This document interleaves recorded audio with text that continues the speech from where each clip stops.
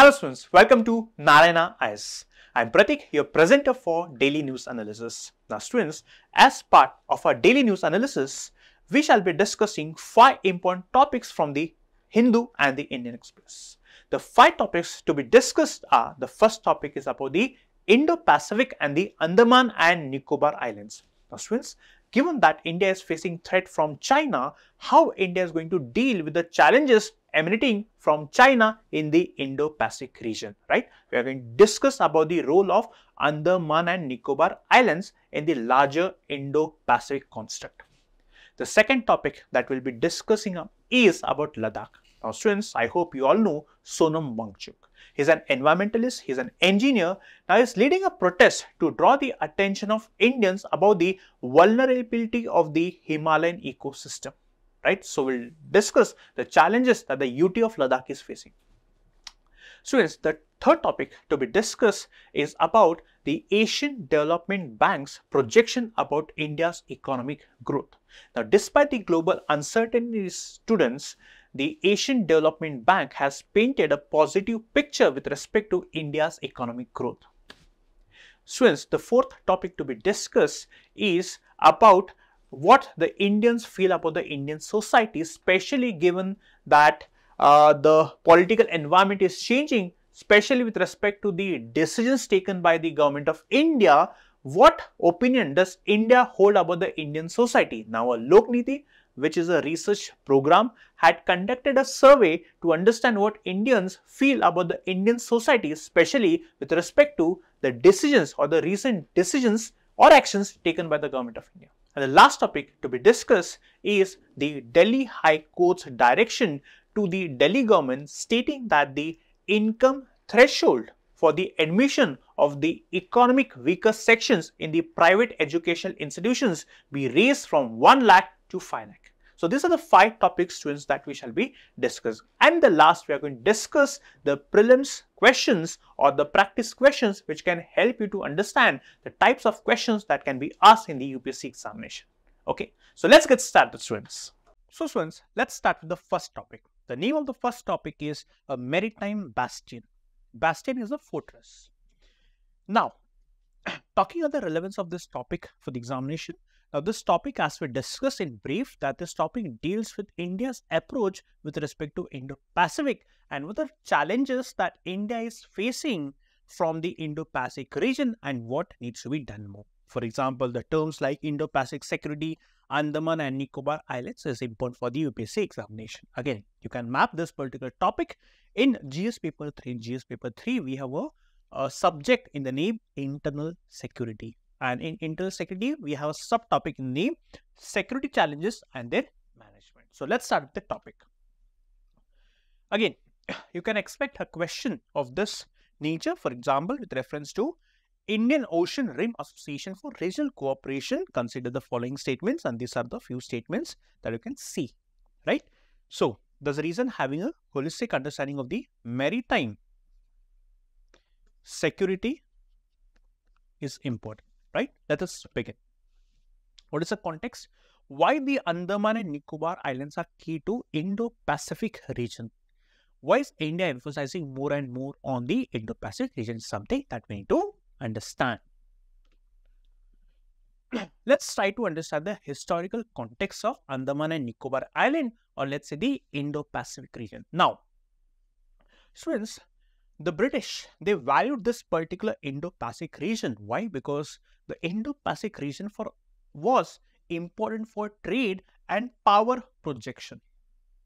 Now, anyone who had the power to dominate the maritime space used to dominate the global space, right? So, be it trade or be it to project your power, having a control or dominating the region was very important, and the British for their own vested interests, for the purpose of trade and to project themselves as power, the British had an influence over the Indo-Pacific region. Now, the British, especially after the 1857 War of Independence, which is also known as the First War of Independence, post this war, the British established a penal colony in the Andaman and Nicobar Island. For example, I hope you all must be knowing about the cellular, where India's one of the most important freedom fighters, Veer Savarkar, was launched, isn't it so? So, Andaman and Nicobar Islands was established as a penal colony after the 1857 War of Independence, right? Now, the island also played important role in the historical events. For example, during the World War II. Now, during the World War II, the British lost the Andaman and Nicobar Islands in the hands of the Japanese, which means the Japanese controlled or took over the Andaman and Nicobar Islands in the year 1942.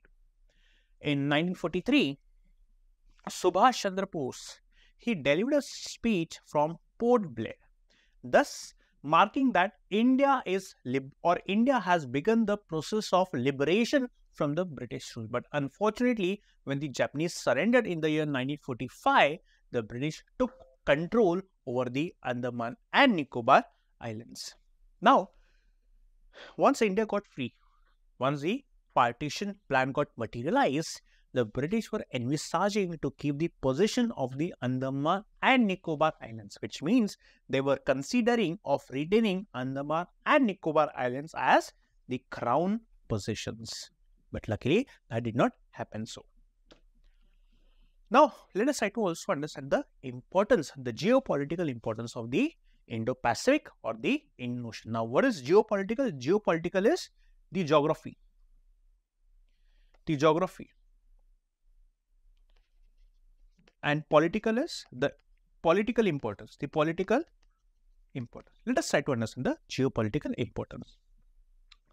The island's location is important for controlling the sea lanes of communication, which means Andaman and Nicobar Island is situated at an important sea lane of communication.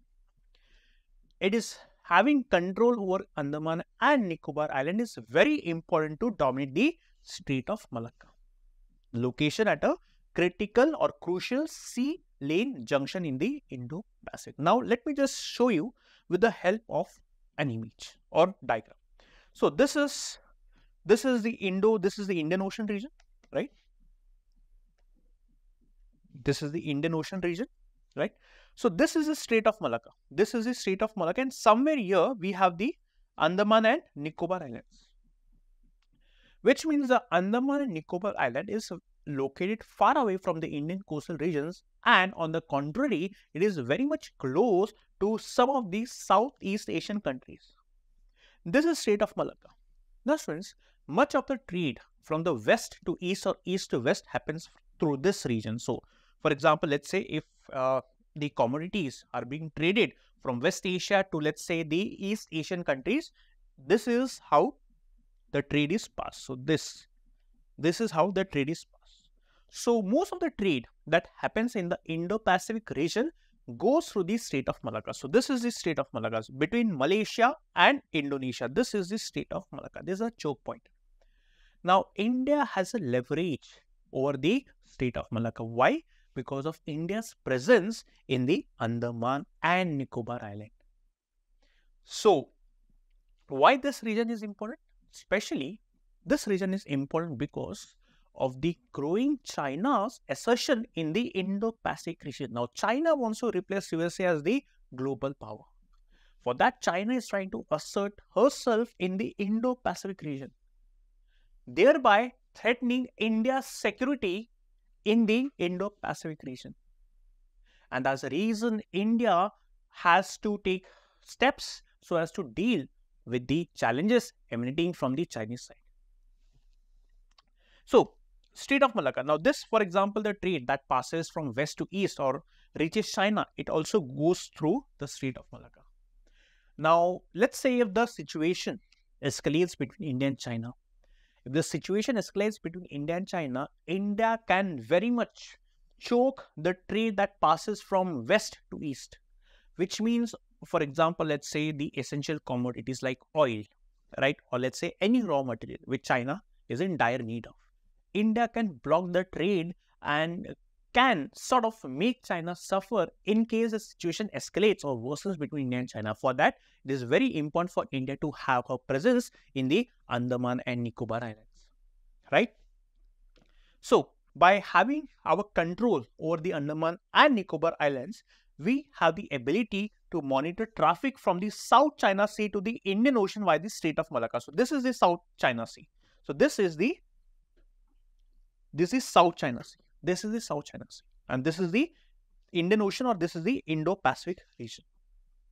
Right?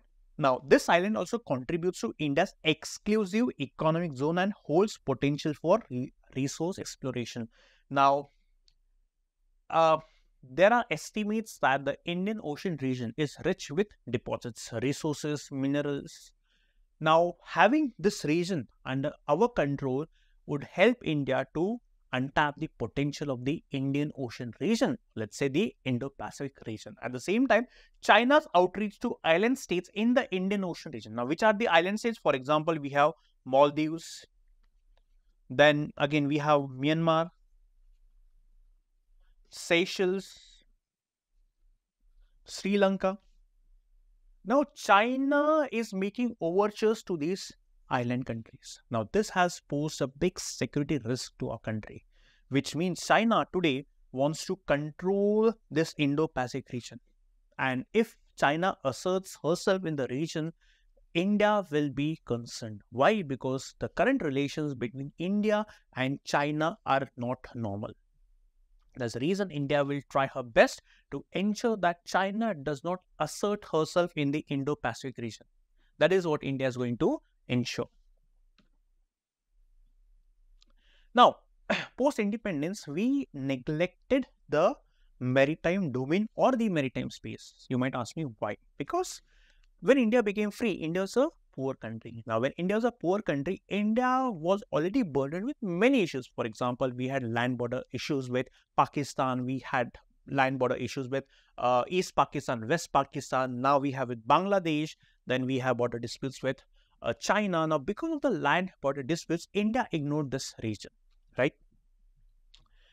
Lack of attention to this or to the island territories was due to the remote location being very far away from the mainland and dark symbolism associated with the cellular jail in Andaman and Nicobar Islands, where the Indian freedom fighters as a punishment were sent to the cellular jail and were given a harsh punishment.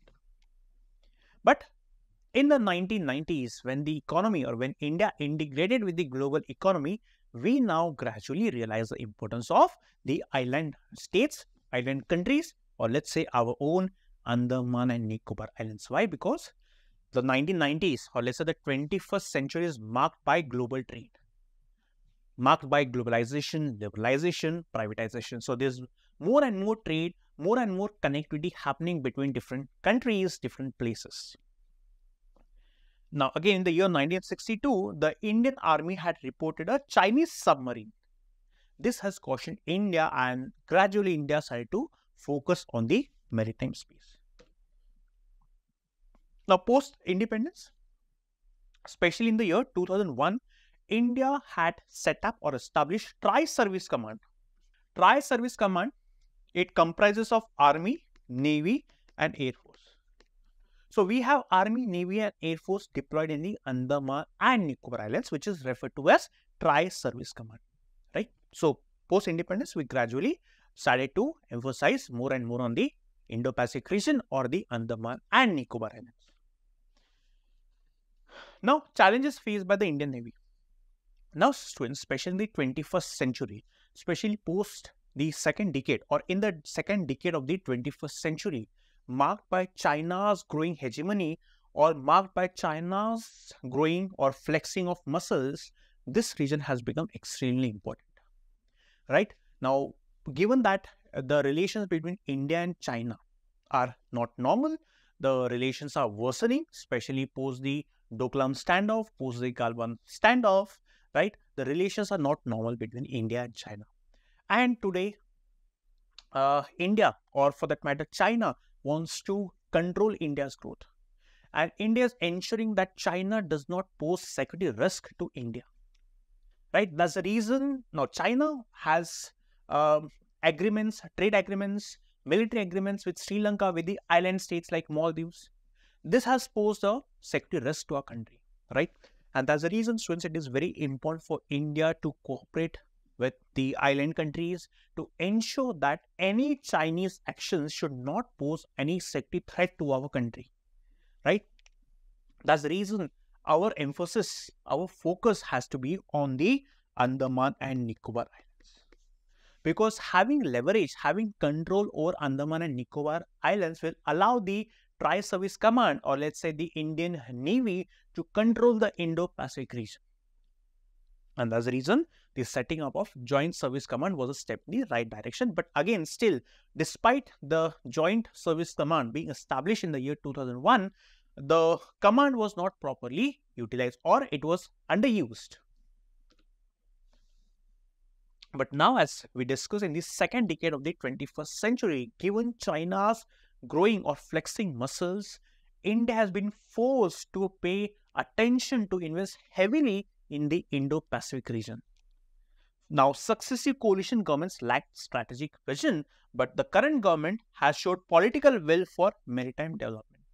Now, students, if we look at the 1990s, or let's say the first decade of the 21st century, China was not threatening as it is now, right? Especially post the Doklam standoff in 17, the Galwan clash in the year 2020, the current government has been pushed backwards, right? And that's the reason the current government has realized the intentions of Chinese government in the way that they want to occupy these strategic locations in the maritime space. And that's the reason the current government is investing, or gradually starting to invest heavily, to secure its maritime space in the Indo-Pacific region, right? So, especially in the last few years, the Indian Army, or let's say the Indian security, the Coast Guards, the Indian Navy have located many of the Chinese submarines, many of the Chinese ships in the Indo-Pacific region. So, this is a big concern to our country. That's the reason we need a strong government action. Now, what is the government plan or government doing to strengthen the Tri-Service Command in Andaman and Nicobar Islands? For example, transformation into a security sentinel in the Indo-Pacific. Rapid expansion of military infrastructure. By military infrastructure, we mean radars, aircraft, satellites, unmanned vehicles. Then, basing of advanced military platforms. Then, improvement of communication and surveillance infrastructure. Then, permanent deployment of troops. Then, need to maintain three-dimensional maritime domain. Now, what is this maritime domain awareness? Now, maritime domain awareness, which means you need to have each and every information related to the maritime space. All the activities happening in the maritime space, something that India should be aware of, so that India can take relevant action in order to reduce its security threats. Then, the necessity for defensive as well as offensive firepower. So, based on the situation, we need to know when to defend and when we need to attack. This is known as offensive firepower. So, what's the future outlook and regional cooperation? Now, students, India is a peaceful country. When I say India is a peaceful country, India wants that the Indo or the ocean region or the maritime space should be used for the development of the world, which means no country should take any action thereby restricting the free supply of goods. But China is posing a threat to our country. That's the reason India has to invest heavily in the military infrastructure. India's vision is that the maritime space should be used for the global development, right? So, India aims to convert the islands into a maritime bastion for extending India's defensive perimeter. Bastion is the fortress. Potential for Port Plate to become the regional hub for cooperative maritime endeavors. Now, not only India, but also countries like, let's say, US, countries like, let's say, Indonesia, Philippines, Japan are threatened by expansion or the expansionist policy of China. And that's the reason all the countries can come together in the Indo-Pacific region. They can cooperate, they can coordinate so as to stop China from flexing her muscles. And for the very same, students, India wants to implement all the policy changes that India has incorporated in a policy and implement it so as to ensure that our maritime space is safe and secure for the global movement of trade, right? So students, I hope you have understood this particular topic, right? Students, the next topic to be discussed is a battle to save Ladakh and all of humanity. Now, this article talks about the ongoing protests happening in the Union Territory of Ladakh. So, let's try to understand more about this particular topic. Now, why it is relevant for the UPSC examination? Because of the topics like environmental degradation and conservation, which this article talks about. And this particular topic can be mapped under GS paper 3. In GS paper 3, we have disaster management as a subject, and under disaster management, there's a subtopic named environmental degradation. As a reason, this topic becomes important.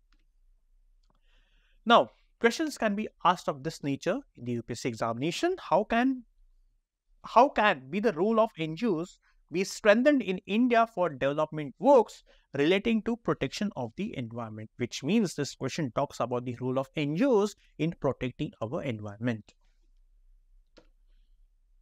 Now, why it's in the news? Because an environmentalist, an engineer named Sonam Wangchuk, he is onto fast. He is leading a protest. Why?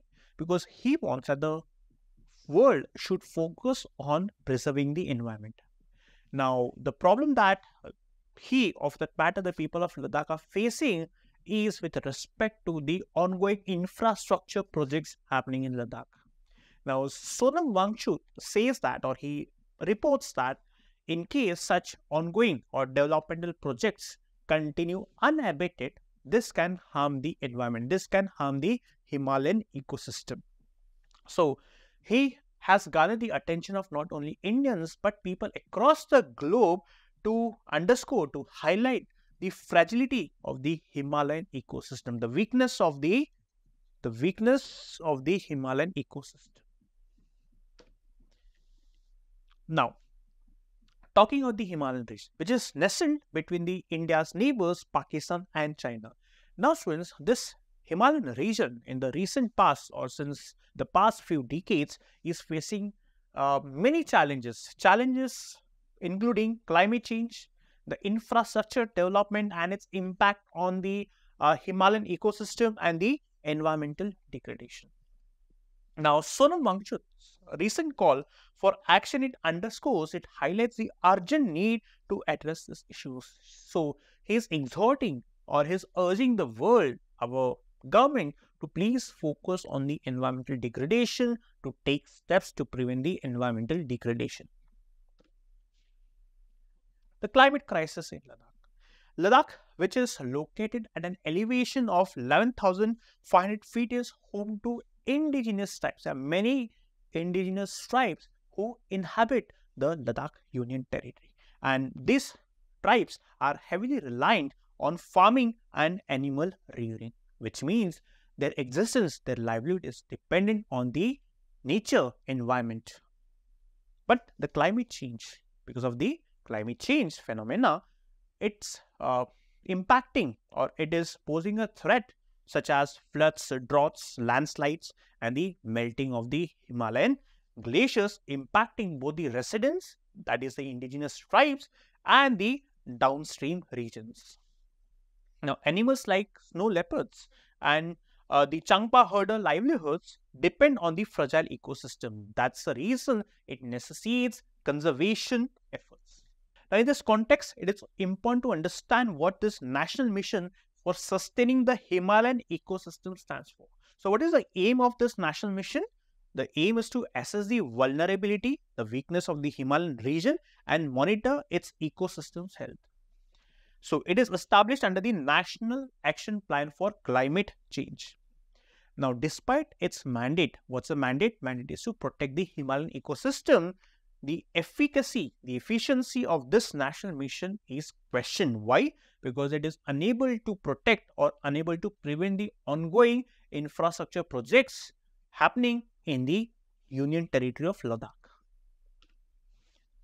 Now, the infrastructure boom and the environmental concerns. Now, students, this is the most important question, most relevant question in the 21st century. On one hand, we need infrastructure so as to create more and more number of jobs, and on the other hand, we need to protect our environment as well.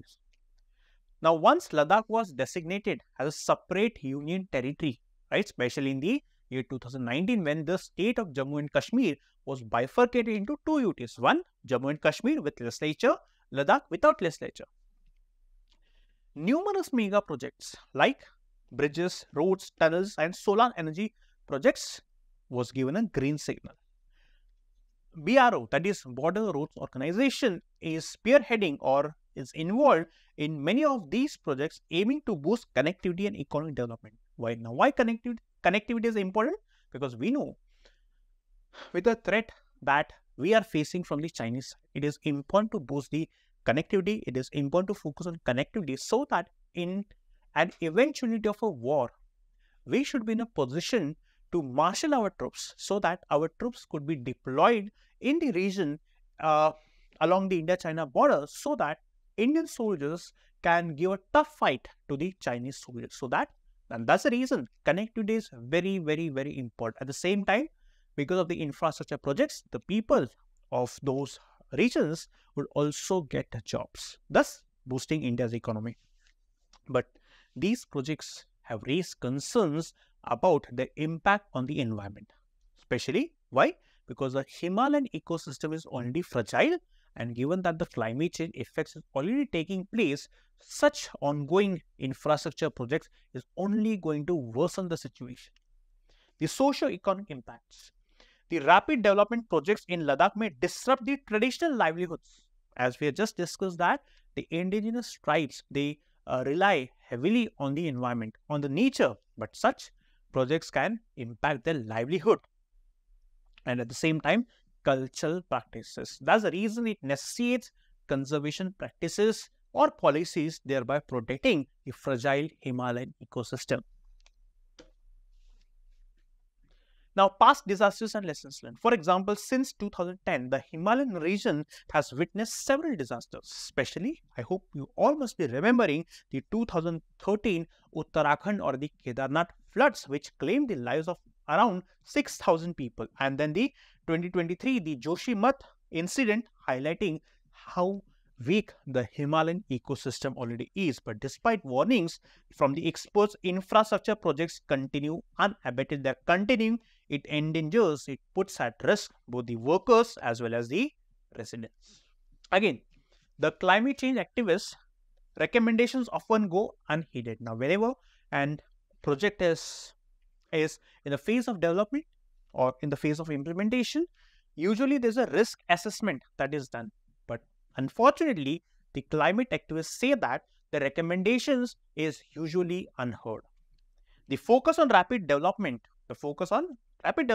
it overlooks the delicate balance. So, just by focusing more and more on the infrastructure development, we are ignoring the environmental concern or the impact of such massive projects on environment.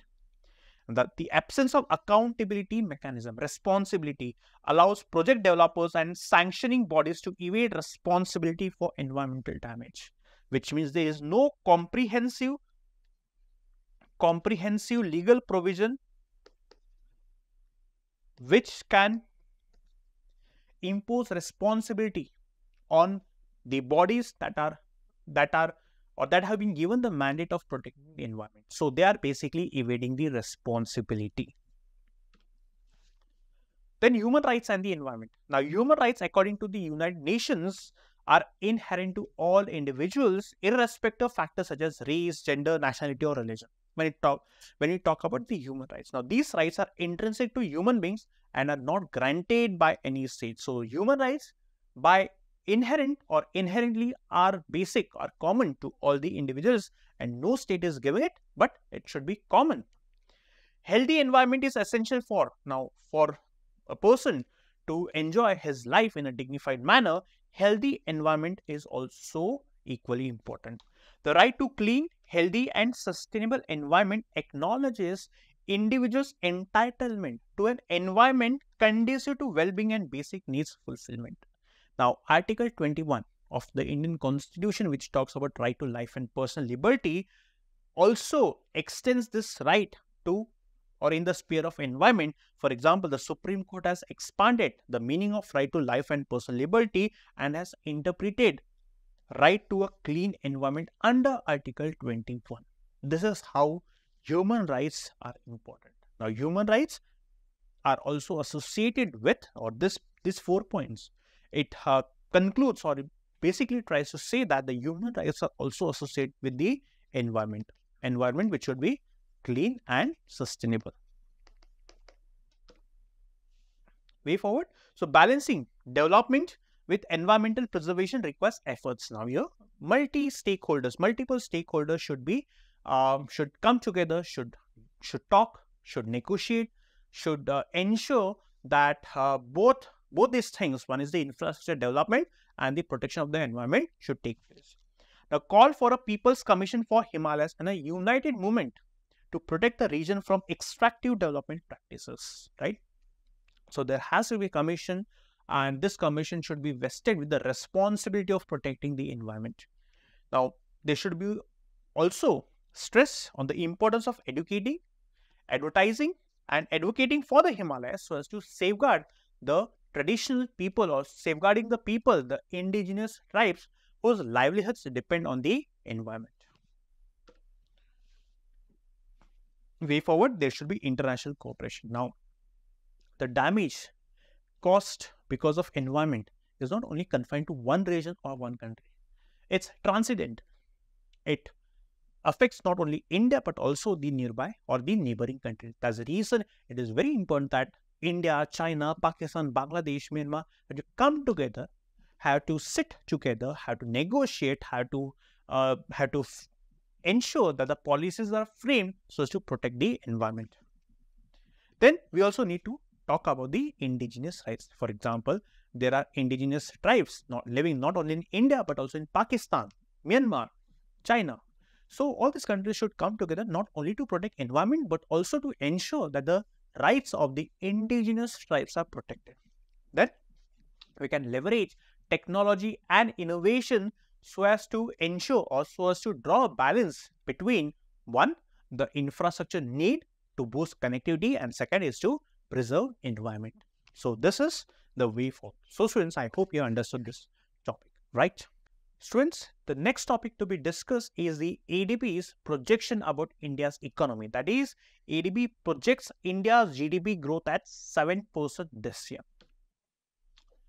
Now, in this article, there are few keywords that you need to understand. The first one is UPSC relevance, that is India's GDP growth, inflation, and then this topic is important in GS paper 3 or in prelims. It is important. Why? Because in prelims is a topic Indian economy, growth and development. Then in the mains syllabus in GS paper 3, there is a subtopic named effect of liberalization on the Indian economy, right? So, that's the reason this topic becomes important. Now, again, there can be a question in the UPSC of this nature. For example, the question is, tax revenue as a percentage of GDP of India steadily increased in the last decade. Fiscal deficit as a percentage of GDP of India steadily increased in the last decade. So, which of the statements given above correct? So, these are the questions that can be expected in the UPSC examination. Now, what is the context? The ADB, that is Asian Development Bank, it released data making projection about India's future economic growth. Also, the ADB has projected how the Indian economy is going to be affected by various factors, domestic as well as international factors such as inflation, interest cut by the Federal Reserve Bank. Okay. Now, students, the projected or the estimation or the projection of ADB is something that won't be asked in the examination, but what will be asked in the examination is about the institution Asian Development Bank. But let's try to understand what the ADB has projected about India's economy. Now, the ADB projects that the growth is projected to moderate to 7% in 2024, which is down from 7.6% in the last year, right? Now, the ADB states that despite this deceleration from 7.6% to 7%, the economy is expected to pick up pace, reaching 7.2% in the next year. The institution also projects that India is a leading, or India as a leading growth engine in the South Asia, which contributes significantly to the region's economy, right? Then talking about the inflation, ADB anticipates softening, that is reduction of retail inflation to 4.6% in 2024, which is a good news for our country. At the same time, food inflation, which persists in our economy or our country, is also expected to reduce further to 5.7% this year, which is a good news, right? But it is also important to understand in brief the factors that impact the growth rate and inflation in our country. The first one is the global economic trends and India's outlook. For example, students, let's try to understand the relation between the interest rates in US and that of, or its linkage with the investment in our country. For example, let's say in the US, what if the inflation is high? What if the inflation is high? If the inflation is high, right, the US government or the federal bank is going to increase the interest rates. Now, when the interest rates would be increased, people or the investors are going to prefer to invest in the US market, right? So, rising US inflation. Now, in USA, the inflation is rising. Now, due to this, the investors or the Federal Bank of USA is going to increase the interest rates. Now, when the interest rates would be increased, right, the investors are going to prefer to invest in the US market. Now, let's take the other way around. What if the inflation in US is decreasing, right? Now, if the inflation in the US is decreasing, which means the interest rates would be decreased. Now, when the interest rates in the US would be decreased, which means the investors would not find USA as to be a place for its growth. And that's the reason these investors would start investing the money in the developing countries like India. But now, as the inflation is growing in the US, the interest rates won't be cut. And as the interest rates would be cut, which means the interest rates would be increased, which means it can also impact India in terms of the investment. At the same time, India is uniquely vulnerable to escalated inflation. Why? Due to the exchange rate sensitivity and import reliance. Now, we import a lot than what we export. That's the reason any major changes in the exchange rate is also going to impact our growth. Why? Because if, let's say, the rupee gets costlier or the US dollar gets costlier, which means the imports would be expensive, which is going to hit India's forex reserve. Then the rural and the urban dynamics is the second factor. Now, projected normal monsoon, or the ADB has projected that the Indian monsoon is going to be normal, and this is going to revitalize the rural consumption, which is going to counterbalance the previous year's agriculture setbacks. So, this year, it's a good news for our country. Why? Because the ADB has projected that the monsoon is going to be normal, and that's the reason this will help to revitalize the rural consumption. Urban areas are expecting a surge in consumer demand and confidence fueled by rising incomes and improving labor markets. Now, urban areas also witnessing consumer demand, increase in the consumer demand. Now, if there's a growth in demand, the supplies would also get a boost, which is good for the overall economy. The third factor is the investment and trade. Now, the domestic investment and consumer demand are set to drive growth. The investment and the consumer demand. But India's export sector may experience subdued performance in 2024. Why? Because of the slowing down of the advanced countries' economies. Now, as the economies in the advanced countries are slowing down, that's the reason the export sector of a country might take a hit. Why? Because of the slowing down of the advanced countries' economies. However, a revival in exports is anticipated in the year 2025-2026. The report also forecasts a cautious recovery in the foreign direct investments, which is very important for bolstering or boosting the industry and infrastructure. So, foreign direct investment is very, very important to ensure our country's growth. So, the ADB has sort of assessed India's economy, has assessed various conditions, various factors, and the ADB has projected few risks and few opportunities. Now, which are the risks? For example, if there is hike or spike in the oil prices and the agricultural uncertainties, right? That could also impact India's growth trajectory. Now, what about the opportunities? The enhanced foreign direct investment and the global economic recovery could also offer growth impetus, growth push to our country. In conclusion, we can say that the economic forecast by the ADB presents a balanced view of optimism, opportunity tempered with caution. So there are opportunities as well as risk, which highlights the country's resilient growth, which means India is a state or India is a resilient country, which means the global uncertainties or the global setbacks, the global problems are not going to affect India to an extent that it might affect the developed countries. Why? Because Indian economic growth or Indian economy is resilient, which means it has the capacity to withstand these setbacks posed by the global events like, let's say, the Russia-Ukraine war or the Israel-Hamas. Now, students, again, as I told you, it is important for prelims examination that you need to know about Asian Development Bank. Now, what is Asian Development Bank? It is a multilateral development bank which was established in the year 1966. Headquarters is in Manila, which is in Philippines. Again, very, very important point for your prelims examination. Now, what's the primary mission? To foster economic growth, to boost economic growth and cooperation among countries in the Asia-Pacific region. This is very important. It's not across the globe. Asia-Pacific region confined to Asia-Pacific. Now, functions. It supports social and economic development of member countries who are the members of ADB through loans, grants, technical assistance and equity investments. It also finances private sector projects and public-private partnerships. Again, a very important point for your pre. That is, it also funds the private institutions. It engages in policy dialogues, offer advisory services. Now, it began with 31 members and now at present we have 68 members.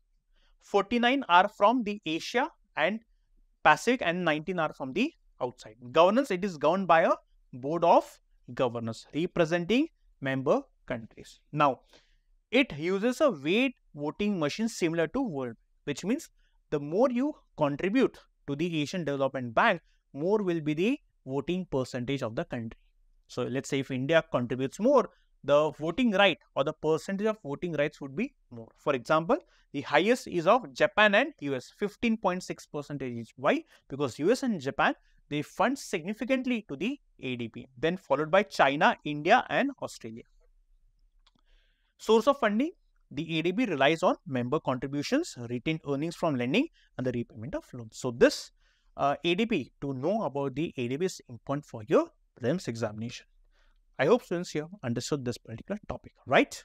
Students, the next topic to be discussed is about this survey conducted by Lokniti. Most Indians believe in plurality is what the survey says.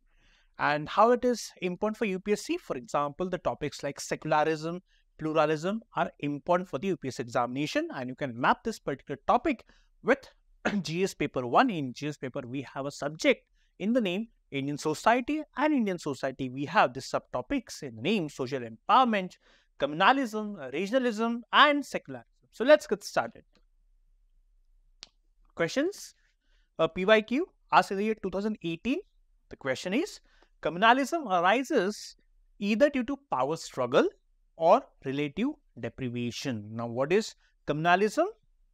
Communalism is often associated with enmity between different communities. For example, in the Indian context, communalism is associated with the conflicts between the Hindus and the Muslims. So, argue by giving suitable illustrations, right? Now, let's understand the context. The context is the CSDS. Now, what is CSDS? It is the Center for Studying Developing Societies, right? Now, this is a research platform, a research-based institution. It conducted a poll before the elections, and This was conducted in the month of April.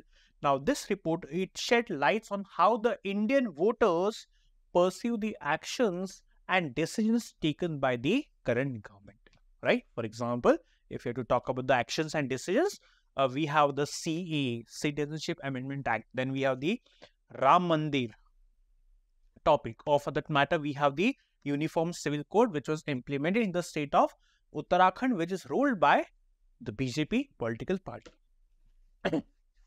Now, more on report Lokniti. Now, Lokniti is a research-based institution within CSDS. Now, Lokniti focuses on democratic politics and the electoral behavior, which means the response of the people to the decisions that the government takes.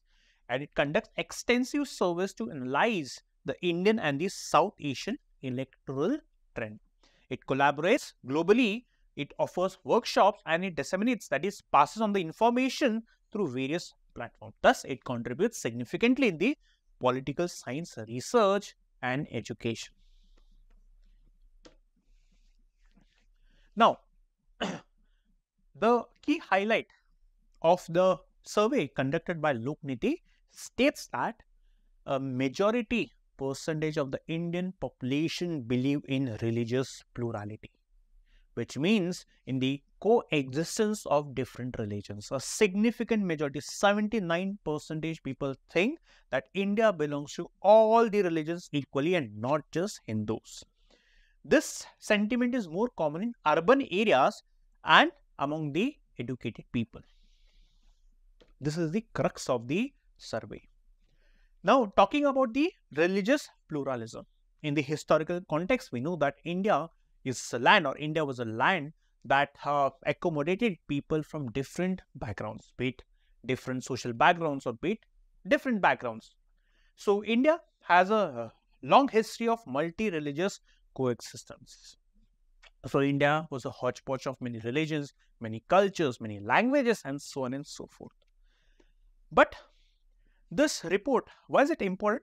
Now, students, this report is important considering the current political environment or the social environment, right, wherein few people have advocated the cause for Hindu Rashtra, which means in a Hindu Rashtra, Hindus should be dominating. So, this concern was sort of in the focus, in the limelight, but given such political environment or given such opinion of a tiny section of the population, this report states that majority, 80% people believe that this land, India, is a land for all the religions, which is a remarkable thing. The survey insights, now this also shows that 79% of the people affirm that India should belong to all religions equally, and the state should support all the religions equally. Cross-religious consensus. Now, this belief in pluralism, that is coexistence of different religions, is not only pervading or common among the religious minorities. This also pervades among the majority community, that is Hindus. So, majority of the Hindus or majority of the religious minorities think the same way, that India is a land for different religions. So, all the people from different religions should coexist, live in harmony, and see our country scale great. Isn't it so? Generational perspective, younger individuals, 81% are more inclined towards religious pluralism than the older generation, which means we can be rest assured that our country is in safe hands, because a major chunk of the Indian population feel that this land belongs to each and every religion. Educational impact. Now, education also plays an important role. Education influences views on religious pluralism, with 83% of the highly educated supporting it versus 72% of those without schooling. So, it also underscores, emphasizes the importance of education.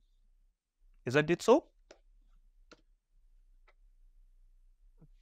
Talking about the urban versus rural divide. Now, contrary to common beliefs, urban residents are more supportive of religious pluralism.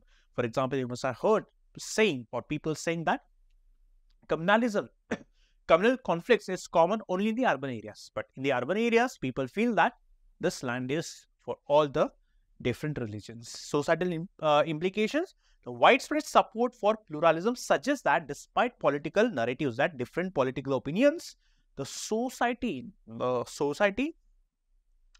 major part of the society or a major chunk of the population have deep commitment to the religious coexistence, which bodes well for India's future. The survey also indicates a distinction between religious divide in politics and the broader societal commitment. Now, at the political level, one can get to see a religious divide. For example, a certain section of the population emphasizing one religion, the other, right? But the divide that we get to see at the political level does not necessarily transcend at the society level, which is such a good thing. And that's the reason, students, that's the reason India is a growing economy, right? This reason has helped India to be one of the fastest growing economies in the world. How amazing it is, isn't it so? Then again, more about the report. So only a small fraction, that is 11% of the people think that India belongs only to Hindus, which underscores that majority percent of the population believe in religious coexistence. Now, consolidation of Hindu identity, especially 48% of the people have said that the construction of the Ram Mandir has helped the Hindus to consolidate, come under one umbrella, right? Then again, talking about the election commission. Now, there's a notable level of distrust, which means more and more number of people are losing confidence in the election commission, which is unfortunately not a right thing. With 58% people expressing great distrust on the election commission. Why? Because again, many people have also cast aspersion doubt on the electoral voting machines. So people say that EVMs can be easily manipulated. So this is a concern that the people have highlighted in the report.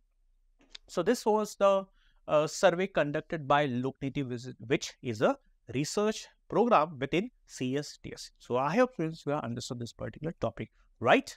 Students, the next topic to be discussed is the Delhi High Court's direction to the Delhi government, right? So again, this is regarding the economically weaker section students. Now, this topic is important. Why? Because with respect to this topic, you need to understand few keywords, and these are EWS quota, economically weaker section, then the 113th or 103rd Constitutional Amendment Act 2019, and then you also need to know the criteria for EWS quota. Again, this topic is important for GS paper 2. In GS paper 2, we have a topic in the name welfare schemes for vulnerable sections of the population by the center and the states. And who are the vulnerable sections? The economically weaker sections, right? Now, there can be a question relating to the topic. For example, it was asked in the year 2018, right? Whether the National Commission for Scheduled Castes can enforce the implementation of the constitutional reservation for the scheduled caste in the religious minority institutions, right? So such are the questions that can be expected. Now let us try to understand the context. So as discussed, the Delhi High Court has directed the Delhi government to raise the income threshold for eligibility under the EWS category for the private school admissions, right? The current limit is 1 lakh. It has been increased to 5 lakh. Now, the Delhi government is yet to take a decision, right? Especially in what the Delhi High Court had directed, the Delhi government is yet to take a decision. Now, so economically weaker section is a section of the society that belongs to the unreserved category, which means those category of people who do not fall under the SC, ST, OBC list. They are the ones who fall under the EWS list and has an annual family income of less than 8 lakh rupees, right? The category includes people that do not belong to the caste categories of SC, ST and OBC, which means the ones who do not find their names in the SC, ST, OBC list and the annual income of force is less than 8 lakh fall under the EWS category. I hope you have understood who are the economically weaker section. Now, the eligibility criteria for the EWS quota. First, a person should belong from the general category. He should belong from the general category. 1. Second, the family income should be less than 8 lakh per year, right? The third, the agricultural land should be less than 5 acres. The residential flat should be less than or should be under 1000 square feet. The plot size of less than 100 square yards in municipalities and plot size less than 200 square yards in other areas. So this are the eligibility criteria for the EWS quota, right? So this again can be important for your prelims examination. Now, who issues certificates for the EWS? It is issued by the local government. That is the third tier of the government. We have three tiers of government. One is the national government. The second is the state government. The third one is the local government, right? So in the local government, we have this officer called Tehsil, right? So he is the one who issues this certificate. Now, the EWS certificate will be called as Income and Assets Certificate. Again, an important point for your prelims. Now, reservation for economically weaker section. Now, the 113th Amendment Act 2019, it inserted Article 15 Clause 6 and Article 16 Clause 6 in the Constitution to provide 10% reservation to the economically weaker section of the citizens, right? Now, students, first let us try to understand what is Article 15 and then we'll understand what is Article 16. Now, Article 15. Now, what is Article 15? Article 15 says that there will be prohibition of discrimination, which means there will be no discrimination on the grounds of 5 grounds: race, religion, caste, sex and place of birth. So these are the 5 grounds, which means on the basis of these 5 grounds, there will be no discrimination, right? Now, as we discussed, 103rd Constitutional Amendment Act, it inserted Article 15 Clause 6. Which is this Clause 6? The state is empowered to make any special provision for the advancement of economically weaker section of the students or citizens. Which means, students, the 103rd Constitutional Amendment Act provided for 10% reservation for the economically weaker section with respect to admission in the educational institutions. Now, when it comes to Article 15, it deals with the educational institutions. And when it comes to Article 16, it deals with public employment and appointment to government positions. So, Article 15 is with respect to educational institutions, 16 is with respect to the public employment, right? Now, which means 103rd Constitutional Amendment Act provides reservation of 10% to the economically weaker section in the educational institutions as well as in the public employment, right? So, this is the clause Article 15 Clause 6 and Article 16 Clause 6, right? Now, coming back to the topic, under the Right to Education Act 2005, 25% of the seats in the private educational institutions were reserved for the EWS category. So, in all the private educational institutions, 25% of the seats were reserved for the economically weaker section of the students. Now, students, here it is important to understand that the income threshold that the union government had set was 8 lakhs. Now, the state governments are also allowed to have their own economic threshold or income threshold for the purpose of giving admission to the economically weaker section. Now, when it comes to union government or union government's prescription for the income threshold, that is 8 lakh, this will be applicable to all the institutions run by the central government. So, in all the central institutions, the income threshold of 8 lakhs would apply. But for the institutions run by the state governments are free to decide the income threshold. The Delhi government had set the income threshold to be 1 lakh.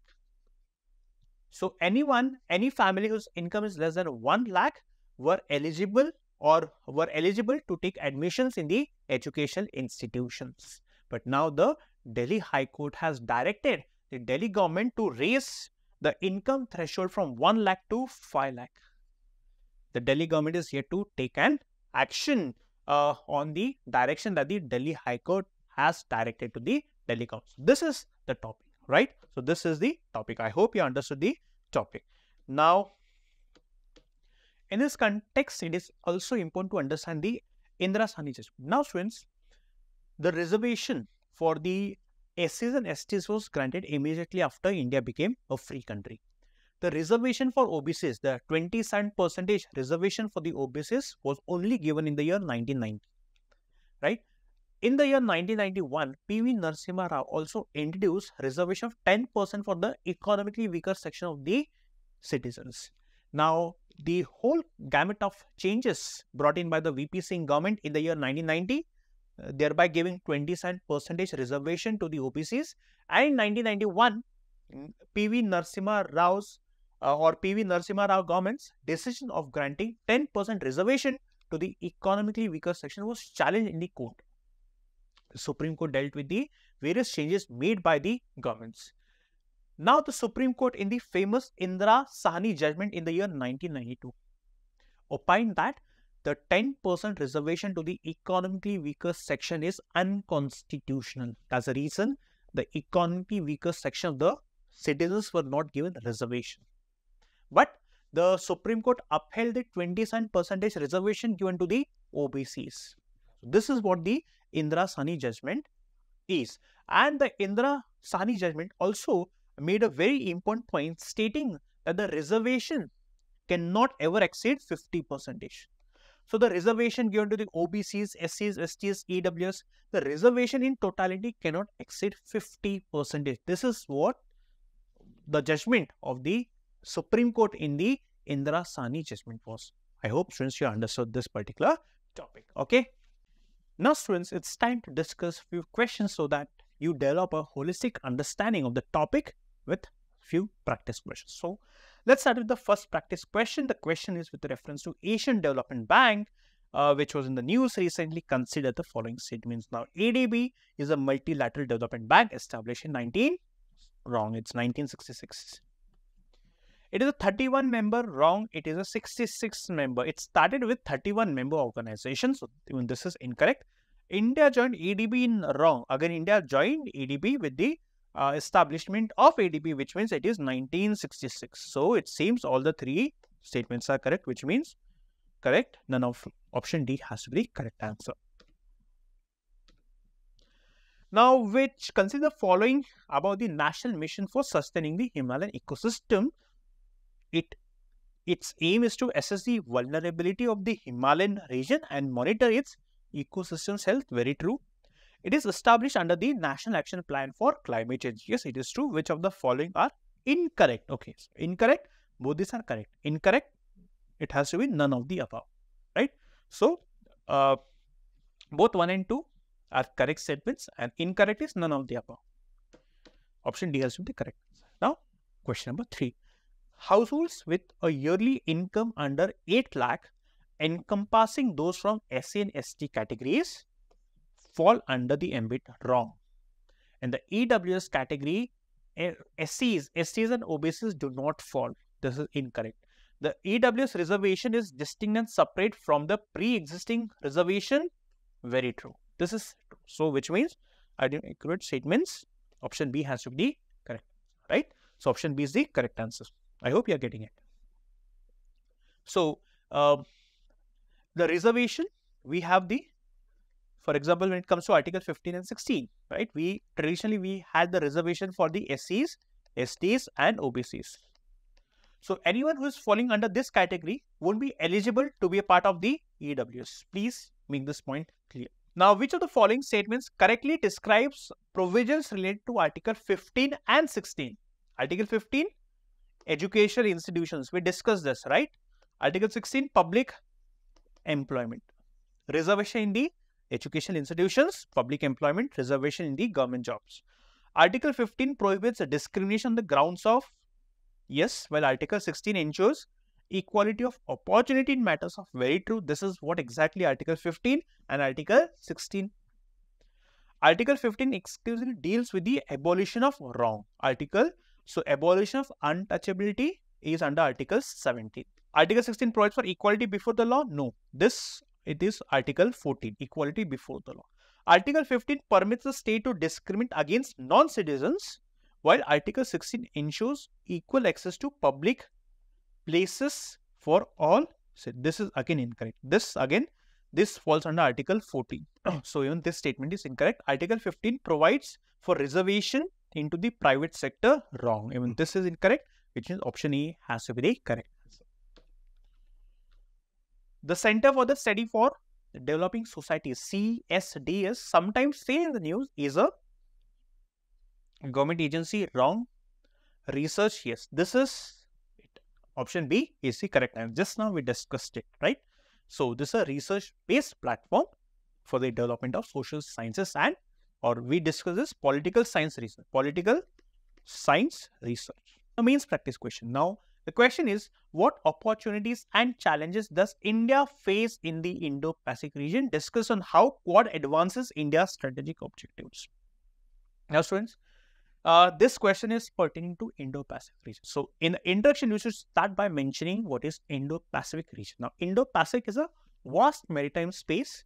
It stretches from the eastern coastal region to the western Pacific, right? Or to the eastern East Asian countries, right? So it's a large maritime space.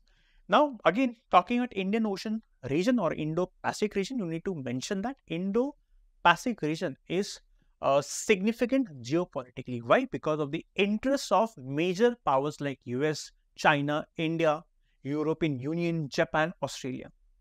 Then the third line in the introduction, you need to mention about India. Now India has a larger role to play in the Indo-Pacific region. Why? Because of India's vicinity in the Indo-Pacific or the Indian Ocean region. Now challenges, body of the answer. Challenges, the way China is asserting and expansioning in the Indo-Pacific region is posing a threat not only to India but all these smaller island countries. Now, as the Indo-Pacific region has no comprehensive framework because of lack of cooperation between countries, this is hampering regional cooperation and integration. This is second challenge. Then the emergence of non-traditional security threats. Now, which are the non-traditional security threats? For example, we have piracy, we have terrorism, then we have climate change. In climate change, we have the natural disasters, etc. So these are the non-traditional security threats, or for example, cyber attacks. So these non-traditional security threats are also posing a threat to the trade or transportation of goods from one place to the other. So these are the challenges. Now opportunities. Now this region has a potential for enhancing trade, investment, connectivity and people-to-people ties, which has a potential to leverage or which has a potential to strengthen the cooperation between different countries, which can help in creation of jobs, which can help in creation of infrastructure, which can help in raising the income levels of the people of different countries who have their presence or who are located in the Indo-Pacific region. So there is a opportunity. Then the scope for strengthening strategic partnerships and multilateral mechanism with like-minded countries. For example, like-minded countries, you mean the countries who have the similar mindset with respect to Indo-Pacific. For example, we have all the democratic countries like India, US, Japan, Australia. So all these countries have to come together and enhance or strengthen the strategic partnership. Then India should also ensure that India should leverage her soft power. Now, what is soft power? For example, we have democracy. Then we have diversity, the rich diversity of Indian culture, diaspora. For example, around 1.10 lakh people are living in the Middle East, right? So we need to leverage our soft power in order to build people-to-people ties, right? And then finally, in the conclusion, you need to mention about Quad. Now, what is Quad? Quad stands for Quadrilateral Security Dialogue. What is it? It's an informal grouping of 4 democracies. Which are these 4 countries? India, Japan, Australia and US, that share common interests and values in the Indo-Pacific region. And given the proximity of India in the Indo-Pacific region or in the Indian Ocean region, India has a larger role to play in order to ensure peace and stability in the region. This is how you have to conclude your answer. So students, I hope you understood how you need to approach a topic and how you need to be careful when it comes to solving questions. So students, I hope you are loved watching the lecture. For more such interesting videos, do like, share and subscribe to Narayana IAS. Thank you so much.